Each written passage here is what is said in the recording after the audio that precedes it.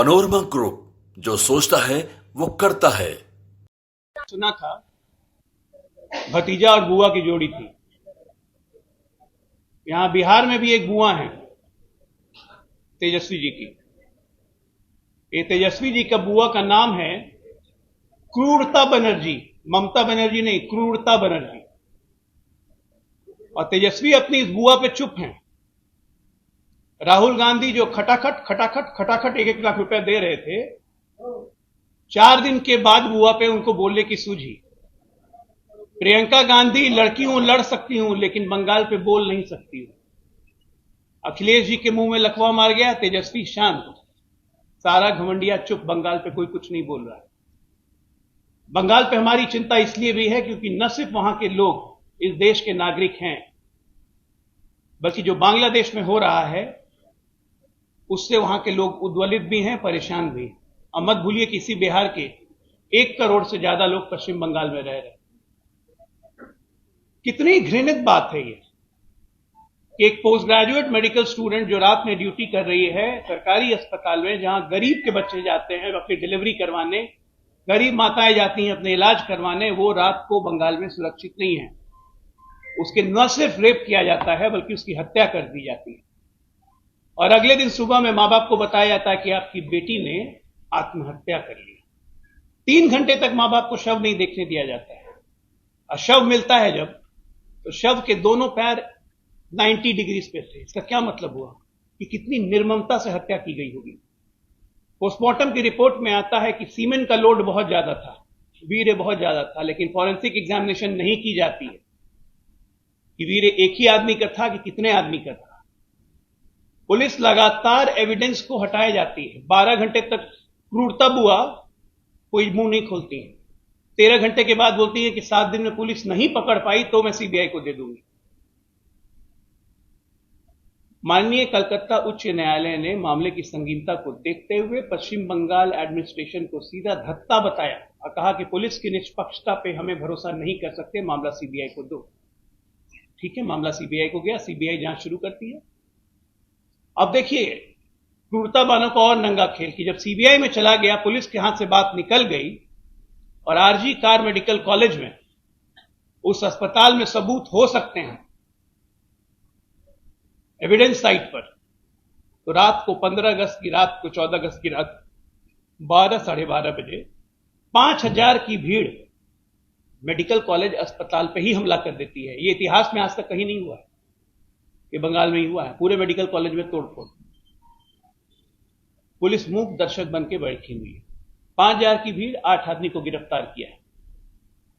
हमारा सीधा सीधा सवाल है, क्रूरता बानो क्या किम जोंग से कुछ सबक उबक ले ली है क्या कि अपनी जनता को इसी तरह से बुलडोज करती रहेंगी? तुष्टीकरण की पराकाष्ठा की राजनीति कर रही हैं वो, जिसके कारण मानव तो पूरी मानव जाति, पुरुष तो छोड़ दीजिए, महिला भी नहीं बच रही है। रेप हो जा रहा है, मर्डर कर दिया जा रहा है, दिन दहाड़े उठा लिया जा रहा है, कोई लॉ एंड ऑर्डर का सीन ही नहीं है और सारे लोग चुप बैठे हुए। ये बहुत चिंता का विषय है कि एक राज्य में इस तरह हो रहा है तो उस राज्य से दूसरा राज्य अछूता नहीं है। इसी बिहार के 1 करोड़ लोग वहां रहते हैं, उनकी सुरक्षा की कोई गारंटी है? बंगाल में किसी की सुरक्षा की गारंटी है? बंगाल में सिर्फ आज एक कौम की सुरक्षा की गारंटी है, रोहिंग्या की सुरक्षा की गारंटी है, भारतीयों की गारंटी नहीं है। आप कन्विक्शन रेट देखिए, मैं अपने से नहीं बता रहा, एनसीआरबी का डेटा निकाल लीजिए आप लोग और बंगाल का कन्विक्शन रेट देखिए, देश में सबसे कम है, 2.3%। 98% केस पेंडेंसी में रहती है, लटकाना, अटकाना, भटकाना। और सीबीआई को जब केस गया तो सीबीआई की केस सॉल्वेंसी रेट 70% है पिछले 4 सालों से। हम उम्मीद करते हैं कि सीबीआई ने आवश्यक सबूत जुटा लिए होंगे, क्योंकि ये 5000 की भीड़ जो हमला की थी वो सबूत मिटाने का कोशिश थी। ये सारे लोग कह रहे हैं, एक मीडिया चैनल कह रहा है, वहां के लोकल कह रहे हैं। हमारा सीधा सीधा आरोप है कि ममता दी उर्फ क्रूरता दी आपसे शासन नहीं संभल रहा है और तुष्टीकरण की राजनीति, बांग्लादेशियों की राजनीति, बांग्लादेशी मुसलमानों की राजनीति करके आप इस देश में अव्यवस्था फैला रही हैं। आपसे शासन नहीं संभल रहा है, आप इस्तीफा दीजिए। डॉक्टर का तो इस्तीफा आप तुरंत दिलवा देती हैं, आरजी कार के सुपरिटेंडेंट का ड्रामा करने के लिए, और 4 घंटे के अंदर डॉक्टर को नेशनल मेडिकल कॉलेज का प्रिंसिपल भी बना दिया जाता है। क्या समझ रही है ये? देश की जनता या कलकत्ता की जनता, पश्चिम बंगाल की जनता क्या मूर्ख है? खुदा न करे अगर आप लोग सोचिए जरा, इस प्रेस कॉन्फ्रेंस के माध्यम से जो भी जनता मुझे सुने, बस सोचे जरा कि एक डॉक्टर बनने में 4.5 साल एमबीबीएस, 1 साल इंटर्नशिप, 5.5 साल, उसके बाद तीसरे वर्ष पीजी में थी वो 31 साल की जवान लड़की, क्या उसकी किस्मत में यही लिखा था? उसको रेप करके उसको ब्रूटली मार दिया जाए। हम में से किसी के घर में ये हो जाए तो क्या बर्दाश्त कर पाएंगे हम लोग? और वो महिला मुख्यमंत्री है। महिला की संवेदनाएं ज्यादा होती है। चिल्ला चिल्ला के वहां पे महिला छात्राएं कह रही हैं कि महिला मुख्यमंत्री है, महिला मुख्यमंत्री है, महिला मुख्यमंत्री है। ये नहीं पता है, महिला मुख्यमंत्री नहीं है, क्रूर मुख्यमंत्री है। ये क्रूरता बनर्जी है। और हम भारतीय जनता पार्टी इनको हर कदम पर एक्सपोज करेंगे। हम डिमांड करते हैं सीबीआई इंक्वायरी जल्दी से हो और ममता उर्फ क्रूरता बनर्जी इस्तीफा दें। धन्यवाद।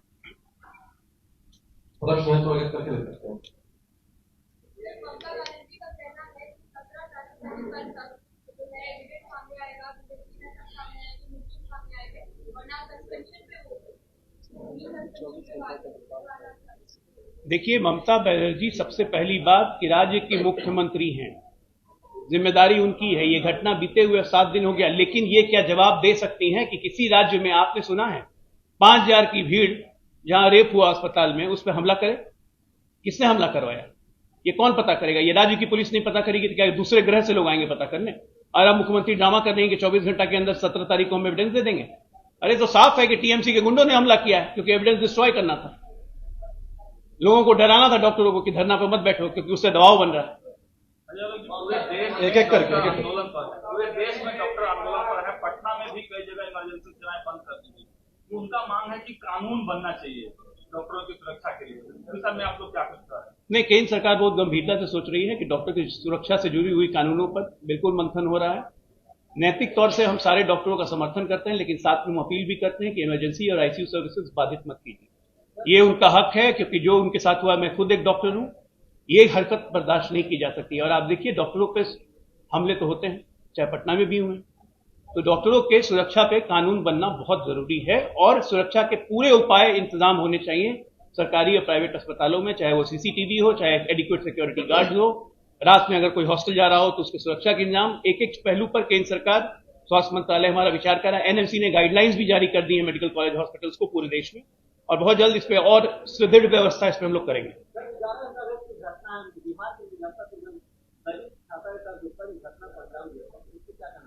देखिए, दुष्कर्म होता है, कोई हो, छोड़ना नहीं चाहिए। बिहार हो, चाहे यूपी हो, चाहे बंगाल हो, दुष्कर्म करने वाले दुष्कर्मी हर जगह रहते हैं। लेकिन आपको यह देखना होगा सरकार पकड़ती है कि नहीं, सरकार बचाती है कि सरकार पकड़ती है। बिहार में दुष्कर्म होता है, दुष्कर्मी पकड़े जाते हैं, जेल जाते हैं, स्पीडी ट्रायल करवाते हैं। यूपी में भी यही होता है, यूपी में तो बुलडोज भी कर दिया जाता है। बंगाल में बचाया जाता है मेरे भाई, मुख्यमंत्री बचा रही है, महिला होकर रेपिस्ट को बचा रही हैं। इससे बड़ा दुर्भाग्य इस देश का क्या होगा?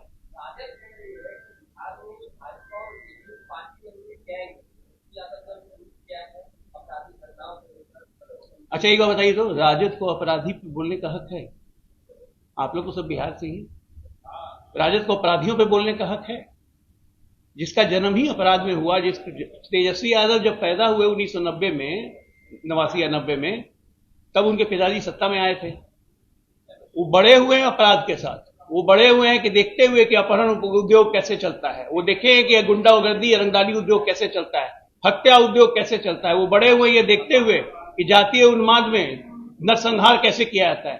तेजस्वी बहुत एक्सपीरियंस आदमी है, इसलिए कृपया करके अपराध पे आरजेडी बात ना करे। जी, आप लोग बंगाल पर तो बात कर रहे हैं, लेकिन बांग्लादेश में हिंदुओं पर बहुत ज्यादा फिर से शुरू हो गया है हिंसा। इसके बारे में क्या? देखिए, प्रधानमंत्री जी ने कल लाल किले से बांग्लादेश में जो हो रहा है उस प्रति चिंता व्यक्त की है, बांग्लादेश के हिंदुओं की पर चिंता व्यक्त की है। बांग्लादेश सरकार से निरंतर संपर्क में है। कूटनीतिक दबाव और अन्य दबावों से हम इंश्योर करने की कोशिश कर रहे हैं कि बांग्लादेश के हिंदुओं पे वहां पे जो जुल्म हो रहा है वो किसी हालत में न हो।